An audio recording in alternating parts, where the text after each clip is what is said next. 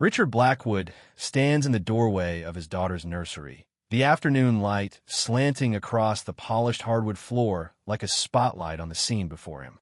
6-year-old Isabella, who hasn't spoken a word in more than 2 years, is singing a melody in perfect French. Her voice is high and pure, almost unnervingly steady for a child, and beside her at the piano sits Kesha, the nanny he hired only because she was available at short notice and didn't ask for a salary that could pay for a small sports car. Richard's first thought isn't a White's disbelief mixed with the faint panic of a man whose worldview has just been dented. "What the hell is going on here?" he barks, startling them both. Isabella's eyes, the exact color of a glacier under sunlight, go wide with fear, and she retreats behind Kesha's arm. Kesha rises, her movements careful, as if any sudden motion might make things worse. She says she can explain, but Richard barrels in, demanding to know how she managed what neurologists, therapists, and an army of specialists couldn't. Historians still argue whether it's more dangerous to contradict a tyrant in public or in private. But Kesha doesn't flinch. She says Isabella has always been able to speak. She simply chooses when and to whom. Richard laughs, the kind of laugh that could ice over a summer lake. Doctors called it selective mutism, a serious disorder, and now a nanny with no medical degree is telling him otherwise? Kesha doesn't blink. She talks about the stories Isabella tells, the languages she speaks, the instrument she plays. Richard calls it lies. That's when Isabella herself steps forward, her voice startlingly calm for a child. "Daddy, I talk. I just don't talk to people who don't want to listen." It lands like a sucker punch. For a moment, he almost sees her not as a broken project, but as a whole person. But pride is a stubborn parasite. He fires Kesha on the spot, ignoring Isabella's pleas.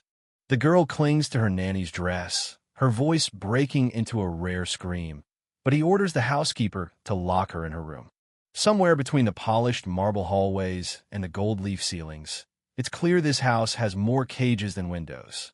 Kesha leaves with her head high, but the faint smile she wears isn't resignation. It's the expression of someone who knows exactly how to turn underestimation into ammunition.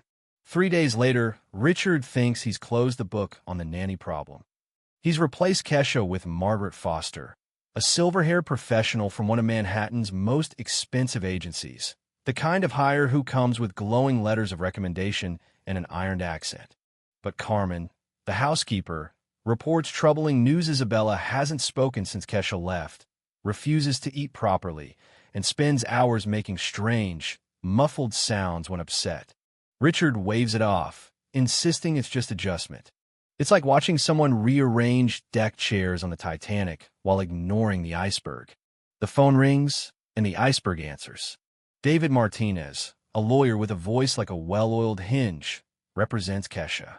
His matter of mutual interest turns out to be a dossier brimming with evidence: racial discrimination, emotional neglect, and months of recorded interactions showing Isabella's intelligence in sharp contrast to her father's narrative.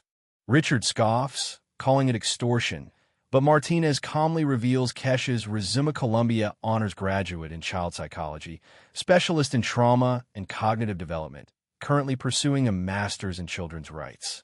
Not your average, just a nanny. Somewhere in the background of the call, the sound of Richard's confidence hitting the floor is almost audible. Across town, Kesha sits in her cramped apartment, surrounded by fellow graduate students and stacks of labeled folders she calls Project Isabella. Dr. Sarah Chun, her mentor, listens to recordings of Isabella singing an opera in Italian and discussing astronomy with the ease of a university lecturer. Historians still debate whether genius is born or made, but what's certain here is that it can be smothered under neglect. Dr.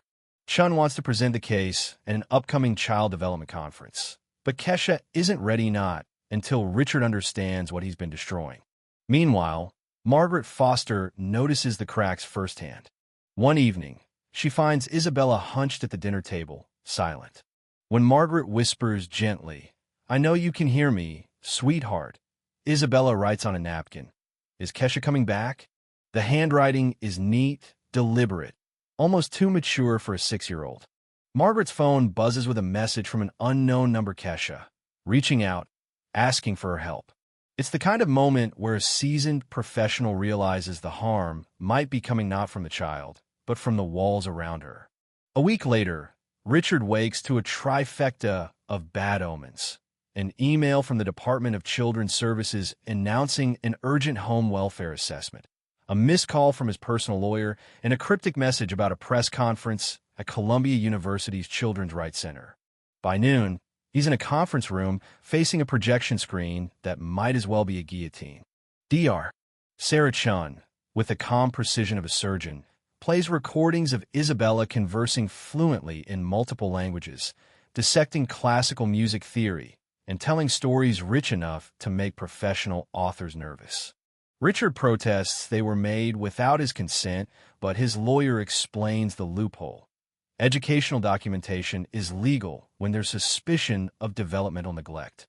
Then comes the recording where Isabella says, "Daddy told the doctor I'm a non-returnable investment. Maybe he should send me away." Richard remembers saying it, thinking he was alone. The air in the room feels suddenly thin. Kesha steps forward, her folder thick with drawings, compositions, and poems, evidence of a mind he'd tried to keep boxed in. She explains that Isabella's silence was a defense mechanism, not a limitation. David Martinez adds the sharper edge. Richard had pressured doctors to maintain diagnoses that suited his comfort, not his daughter's reality. Historians still argue whether truth lands harder in private or under fluorescent lights before witnesses, but here it feels like a public detonation.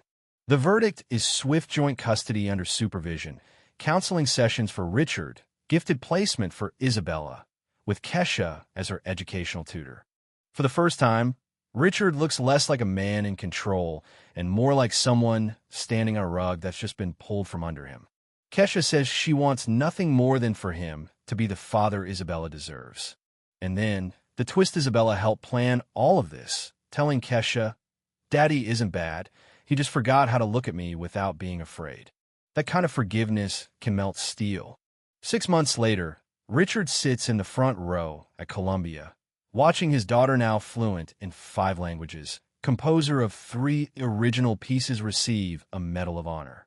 When she asks, "Are you proud of me now?" he hugs her, saying he's always been proud. He just had to learn to see it. In the audience, Kesha watches quietly. Her bestseller Invisible Children, now a fixture on educational reading lists. Margaret Foster smiles from the side as Isabella runs through the garden with other gifted kids. And as the sun dips behind the ivy-covered walls, the air feels lighter, almost like the house with more windows than cages finally exists not in marble, but in the space between a father who learned to listen and a child who finally felt heard. Sometimes, the most remarkable transformations don't happen with fireworks or confetti. They happen in quiet moments, like a hand resting on a piano key or a child's voice breaking a silence that once felt endless. In Richard's case, the change was less about victory and more about surrender, not the kind that signals defeat, but the kind where pride loosens its grip just enough for love to take hold. Isabella's journey wasn't a straight path from silence to song. It was a winding road lined with people who either dismissed her or believed in her, with walls built high by prejudice and doors unlocked by patience. And somewhere along that road, a father learned that strength isn't measured in the experts you can hire or the wealth you can wield, but in the willingness to see someone exactly as they are. Kesha's part in this wasn't to wage war and leave ruins. It was to plant seeds and wait, even if that waiting meant stepping away. She knew that truth, once revealed, has its own gravity, pulling people toward it whether they're ready or not.